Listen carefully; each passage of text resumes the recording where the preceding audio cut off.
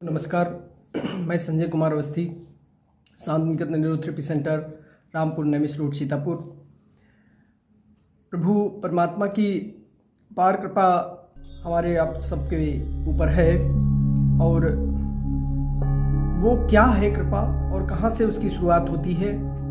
देखिए, हमारा मन जब हमारा परमात्मा पिता है तो जो हम उसकी संतानें हैं वो भी समान भाव में ही परमात्मा की तरह ही मेरे अंदर भी शक्तियाँ हैं, मेरे अंदर भी पावर है, मेरे अंदर भी ऊर्जा है।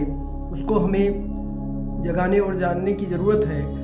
हम अभी तक अज्ञानता में जो जीते रहे, हमें जानकारी नहीं मिली। उन सब जानकारियों को हम लोग प्रसारित कर रहे हैं, और नज़दीक से परमात्मा कहाँ है, कैसे है, किस तरीके से मिल सकता है, किसके पास है, वो सब हम लोगों ने, हमारे गुरु जो मुझे ज्ञान दिया और हमने जाना। आप सब लोगों के बीच में वही सब बातें मैं रखना भी चाहता हूँ और जगाना भी चाहता हूँ, बताना भी चाहता हूँ। देखिए, हम लोगों को भ्रम और हमारे अंदर जो लालच और हमारे अंदर जो डरावना डर, ये सब चीज़ें जो हमारे अंदर भरी गई, उनको हम अभी भी नहीं निकाल पा रहे हैं। और कई सदियों से हम लोग उसको निकालने का प्रयास भी बहुत सारे लोग कर रहे हैं, लेकिन नहीं निकल पा रहा है। देखिए, अब आज सीधे सीधे आप मान लीजिएगा, अब हम सब लोग अभी नवरात्रि का समय आ रहा है, नवरात्रि के पावन पर्व आ रहे हैं, तो उन पर सब लोग भोजन की जो पद्धति होगी, उपवास रखा जाएगा, व्रत रखा जाएगा। व्रत माने होता है एक संकल्प लेना, उपवास माने होता है परमात्मा के नज़दीक जाना, ईश्वर के नज़दीक रहना। तो हमारा जो शरीर है, इसको हम सभी लोग जानते हैं, ये परमात्मा की एक मंदिर है, परमात्मा का एक शरीर है। यही इसी से हमारा पूरा काम भी चल रहा है। यही हमारी परमात्मा शक्ति, मान लीजिए हमारा शरीर भी है। और मेरे अंदर जो चेतन और अवचेतन मन है, वो एक परमात्मा शक्ति की तरह ही, अवचेतन मन एक परमात्मा की तरह ही हमारे साथ काम करता है। जो हम ब्रह्मांड में भेजते हैं वो हमारे ऊपर जाता है और वही हमारे लिए फल देने लगता है। आप देख रहे होंगे कि इस समय जो व्रत रखा जाएगा, वो एक बड़ा सा तिलक भी लगाया जाएगा और जगह जगह वार्ताएं की जाएंगी कि हम व्रत हैं, हम व्रत हैं। और व्रत की उस दिन, एक दिन पहले व्रत की इतनी सामग्री खरीदी जाएगी जो खाने से भी ज़्यादा लोग हम लोग खरीद करके लाएंगे, और खरीद करके उनको खूब ठूस करके खाएंगे। उससे हमारा शरीर इतना मेहनत करके, उपवास की जगह पर वो तो अगर खाना खा लेते, थोड़े भूख लगने पर खूब भूख कड़ाकेदार लग जाती और आप खाना खा लेते तो अच्छा था। क्योंकि हमारा शरीर जो है वो क्या चाहता है, आप क्या दे रहे हैं, ये अगर आप नहीं नाप तोल कर रहे हैं तो आप अपने शरीर को खुद बीमार होने के लिए तैयार कर रहे हैं। उपवास में केवल देखा जाए तो आपको खूब जल पीना चाहिए, अधिक से अधिक। थोड़ा सा पेट को खाली रखने के लिए भी उपाय करें, जैसे फलारी नमक डाला जा रहा है, लौकी उबालकर, पपीता उबालकर, और उसमें थोड़ा बहुत जो भी और सामग्री आप डाल सकते हैं, डालने का जो विचार हो भाई फलारी रूप में डालें और खाएं। लेकिन ये सब चीज़ें हमारे शरीर में कुछ आंतों में बल पैदा करेंगी, आंतों में मलामत, गंदगी जो है उनको बाहर निकालने का काम करेंगी। अगर आप गाजर ले सकते हो, चुकंदर ले सकते हो, खूब सलाद खा सकते हो, ये सारी चीज़ें आप खा सकते हैं और खाते हैं। लेकिन हम लोग क्या करेंगे, कूटू का आटा लाएंगे, सिंघाड़े का आटा लाएंगे, बहुत ज़्यादा दूध दही से निर्मित जो ग्रसित करने वाला शरीर को होगा वो सब खाएंगे, और उसमें मूंगफली के तेल या देसी घी से उसको इतना ज़्यादा पूड़ी और पकवान रूप में बनाया जाएगा, कभी साबूदाने की टिक्की बनाई जाएंगी। वो सब खाने से ज़्यादा हमारी बॉडी को, हमारे शरीर को मेहनत करनी पड़ती है, और वो आंतों में एक प्रकार से जिन तेली पदार्थों से हमको दूर रहना चाहिए, वो अधिक से अधिक उपवास में हमको मिल जाता है। अगर हम इसको नहीं मानते हैं तो कोई बात नहीं, न माने आप, लेकिन जब आपका शरीर बीमार होता है तब आपको लगता है कि अगर ये सब चीज़ें हमने खाई थी, क्योंकि तेल बहुत एक तो शुद्ध नहीं मिल पा रहा है, जो शुद्ध नहीं है वो हमें भी शुद्ध नहीं रहने देगा। तो पहले होता था, हमारे जो ऋषि मुनि और या तपस्वी व्रत रखे जाते थे, तो उनमें सब अपने द्वारा निर्मित, अपने द्वारा संचालित, अपने द्वारा बनाया जाना, ये सब होता था। अब हम बना बनाया भी ले लेते हैं और अपने द्वारा निर्मित होने बजाय विभिन्न तरीके से उनका उपवास की जगह पर हम और ग्रसित करते हैं। और 24 घंटे हम अपने मन को, जो हमें शक्तियाँ मिलनी चाहिए, वो अवचेतन मन जो हमको शक्तियाँ देता है, उसकी जगह पर हम करते क्या हैं, हम 24 घंटों में हम व्रत हैं बहुत जगहों पे कह करके वो व्रत, और खाने का 24 घंटे हमारा खाने पर दिमाग रहता है। तो उसमें दिमाग व्रत की जगह पर जो हमको अवचेतन मन हमारा कुछ काम करना चाहता है, वो हम चेतन मन से अपना बराबर अवचेतन मन को दे रहे हैं कि हम भूखे हैं, हम अन्न नहीं खाए हैं, हम खाना नहीं खाए, हम व्रत हैं। उपवास रहकर देखें, उपवास एक ऐसी क्रिया है, उपवास रहें और उसमें अधिक से अधिक आप ऐसा रहें कि एक तो मन पे कंट्रोल हो आपका, कि कोई चीज़ आपके मुताबिक वहाँ बन रही है, चाहे आलू की टिक्की हो, चाहे बतासे हो, चाहे वो चाउमीन हो, चाहे बर्गर हो, चाहे डोसा हो, जो भी ये बन रहा है आपका, वो देख करके आपके मन में कोई लालच ना आए, नहीं तो ये नकारात्मक ही अंदर पैदा होती, क्योंकि मन चाहता है खाएं और आप उपवास की वजह से और एक दूसरे को देख भी रहे हैं और आप मन को रोक नहीं पा रहे हैं, तो उपवास शायद आपको लाभ देने के बजाय आपको हानि ही पहुंचाएगा।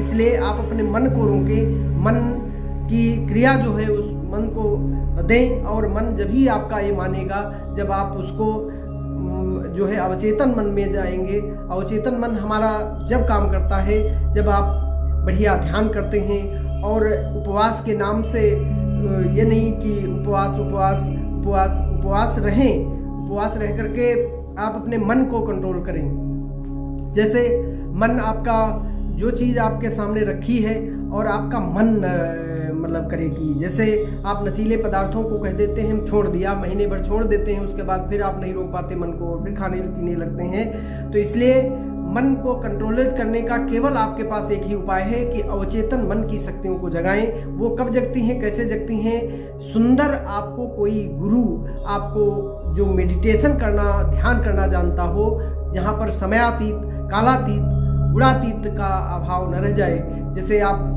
ध्यान करते हैं तो ध्यान का भी आपको आभास न रह जाए कि 1 घंटा हुआ कि आधा घंटा हुआ, कि समय का बोध खत्म हो जाए, कालातीत हो जाए, तो तब आप ध्यान में उतरते हैं। सच्चे ध्यानी के पास, सच्चे ज्ञानी के पास जब आप जाएंगे, जो अवचेतन मन पर काम कर लेना जानते हैं, उनके पास जब जाएंगे तो आपको उस जगह वो ले जाएंगे जहां आपको परमात्मा शक्तियां मिलती हैं, और परमात्मा शक्तियों से हमें लाभ मिलता है।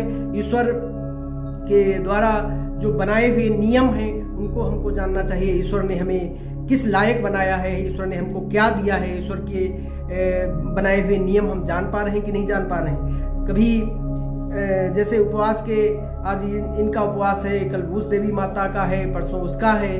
आपने देखा होगा कि बहुत लोग उपवास तो है ही है, उसके अलावा अपने घर में विभिन्न प्रकार के यंत्र लगाते हैं, इनकी पूजा उनकी पूजा और सब कुछ करते हैं और सारे यंत्र रखे हुए हैं। लेकिन आप जानते हैं कि 24 घंटे आप यंत्र रखे हैं, लेकिन साथ में दिन भर नकारात्मक बातें, मेरा काम ये नहीं हो पा रहा, मेरा कैसे होगा, हम कैसे कर पाएंगे, और यंत्र थोड़ी कुछ कर देंगे। हमारे मन में जो अवचेतन मन है उसको हमें अच्छे थाट देने की ज़रूरत है, अच्छे विचार देने की ज़रूरत है, उसकी नियमावली है वो जानने की ज़रूरत है, नियम बनाने हैं, वो अपने जीवन में नियम बनाएं और उपवास अवश्य रखें, क्योंकि वो परमात्मा के निकट आपको और अवचेतन मन में जाने का रास्ता देता है। लेकिन उपवास का मतलब ये नहीं है कि आप जितना खाना नहीं खाते उससे ज़्यादा और कुछ खा लें और खा करके अपने उपवास की जगह पर और उसको ग्रसित कर दें, शरीर को बहुत पाचन करने में शक्ति लगे, तो उपवास न करें। और